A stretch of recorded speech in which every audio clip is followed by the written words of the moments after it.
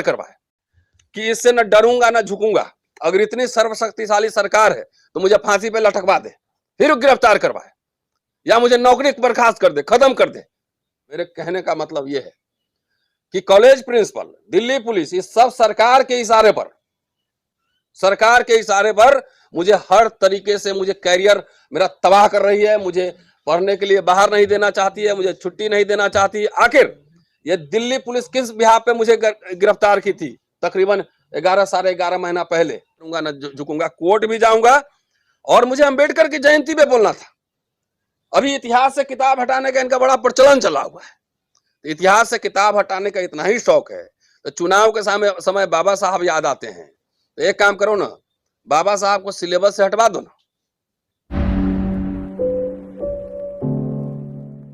काल हमने देखा नहीं, उस समय बच्चे रहे होंगे, और पुलिस स्टेट भी हमने देखा नहीं, लेकिन केंद्रीय होम मिनिस्टर अमित शाह के इशारों पर जिस तरीके से दिल्ली पुलिस और हमारे कॉलेज के प्रिंसिपल अंजू श्रीवास्तव मुझे प्रताड़ित करने की, मुझे तंग करने की कोशिश कर रही है, इस सिलसिले में मैं कुछ बातें आप लोगों से साझा करना चाहता हूं। और इस अवसर पर यह जरूर कहना चाहता हूं, तकरीबन आज से 90 साल पहले जब गांधी और अंबेडकर की मुलाकात हुई थी, तब गांधी को अंबेडकर ने कहा था कि Gandhi, I have no homeland. अगर आज इस जगह पे इस समय अंबेडकर होते तो संविधान लगने के बावजूद ये बोलते, mister Gandhi, we have half homeland. और मैं दावे के साथ कह सकता हूं कि वाकई संविधान लागू है, लेकिन दलितों का जिस तरह से उत्पीड़न, दमन हो रहा है, हाफ होमलैंड है। अभी पूरी जो सिटीजनशिप और पूरे अधिकार मिलना बाकी है। और संदर्भ यह है कि बाबा साहब की 132वीं जयंती मनाने के लिए मुझे लंदन जाना था।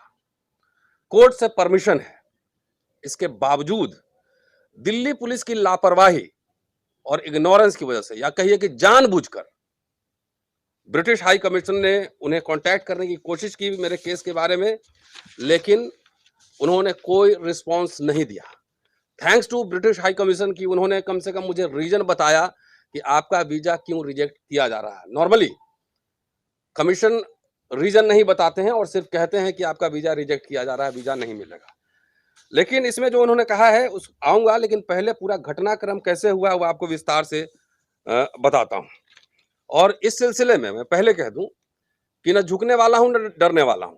कोर्ट भी जाऊंगा, चीफ जस्टिस ऑफ इंडिया, हमारे यूनिवर्सिटी के प्रो चांसलर भी हैं, राष्ट्रपति विजिटर हैं, उन सबको लिखूंगा, ओपन पत्र लिखूंगा कि इस देश में मैं हिंदू कॉलेज में पढ़ाता हूं और अभी राष्ट्रवाद का समय है। राष्ट्रवादी इतिहासकार पे मैंने 6 किताबें प्रकाशित की हुई, तो राष्ट्रवाद क्या होता है मुझे पता है। इसलिए लिखूंगा कि मेरे साथ जो लगातार कई वर्षों से घटनाक्रम हो रहा है, ये मेरे निजी कोई जमीन की लड़ाई नहीं, कोई संपत्ति की लड़ाई नहीं है, ये घटना नहीं, ये संकेत है कि जो स्पीकिंग माइंड है, बोलने वाले लोग हैं, उनको टॉर्चर करो, तबाह करो, ताकि पूरे समाज को डराया जा सके। ये इनकी मंशा है। और इसी सिलसिले में पिछले साल जो मेरी गिरफ्तारी हुई थी, ये उसका एग्जाम्पल है। मैं आ रहा हूं उस पर।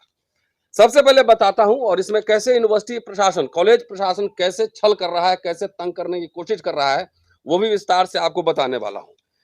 6 फरवरी को अंबेडकर इंटरनेशनल मिशन से मुझे एक इनविटेशन आता है, और वो चिट्ठी जो है ब्रिटिश हाई कमीशन को भी लिखा गया था, जिसमें लिखा गया था कि बाबा साहब के 132वीं जयंती पर लंदन में 14 मई को प्रोग्राम होना है, इसलिए 20 दिन के लिए वो लोग मुझे बुला रहे थे कि इंग्लैंड में कई जगह पे कार्यक्रम वो आयोजित करने वाले थे, और डिफरेंट सिटीज में जाकर मुझे छात्रों को भी संबोधित करना था, आम लोगों को भी संबोधित करना था। ये इनविटेशन मुझे उस समय मिला। ये किस तारीख को? 6 फरवरी को।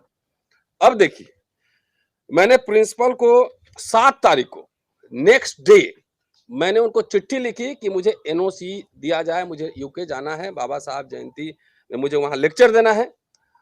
और प्रिंसिपल जो है 1 महीना तक, जबकि एनओसी लिखने में सिर्फ 4 लाइन लिखना होता है, the college has no objection for his visit to United Kingdom, ये लिखना था। 1 महीना इसने टाइम लगाया। और मैं जब मैंने एप्लीकेशन लिखा था, उसमें लिखा था वीजा पर्पसेस के लिए, एनओसी के लिए, जो प्रिंसिपल को लिखा था कि this is also to inform you that I did my doctoral thesis on Kashi Prasad Jaiswal, the making of a nationalist historian, and published several books related to my research. Kashi Prasad Jaiswal studied in the Oxford University between 1906 to 1910 and obtained several degrees. During my stay in UK, I will also try to explore some research material for my future research. कि काशी प्रसाद जायसवाल जिस पे मेरी thesis है, किताबें छापी हैं, वो Oxford में पढ़े थे और मैं जा रहा हूं वहां कुछ रिसर्च मटेरियल भी लाऊंगा और अपने रिसर्च को आगे बढ़ाऊंगा। ये एकेडमिक इंस्टीट्यूशन को दे रहा हूं, जरा सोचिए, मैं विस्तार से बताने वाला हूं। इसके बाद 1 महीने बाद प्रिंसिपल का मेरे पास एनओसी आता है और एनओसी दिलचस्प है और ये बताना, खुल के बताना, ये सब बात जरूरी है। उन्होंने पहले लिखा कि भाई the college has no objection, लेकिन दूसरा पैराग्राफ आप लोग फोकस करके देख लीजिए, इसमें क्या लिखा हुआ है। दूसरा पैराग्राफ देख लीजिए, ये 1 पेज का एनओसी मिला है और उसमें जो दूसरा पैराग्राफ है वो इंटरेस्टिंग है। वो लिख रही हैं कि it may not be out of place to mention that as per the information provided by additional DCP 1 north Delhi via letter number 5830/SO additional DCP 1 north district dated 1/12/22 FIR number so and so कि 153A और 295A में मेरे खिलाफ FIR दर्ज हुआ है and Ratan Lal was arrested on 20/5/2022। thereafter he was produced before learned MM on same day 20/5/22। ये गलत है, 21/5 को वहां पे आए थे, where he was released on court bail। at present the said case is pending investigation।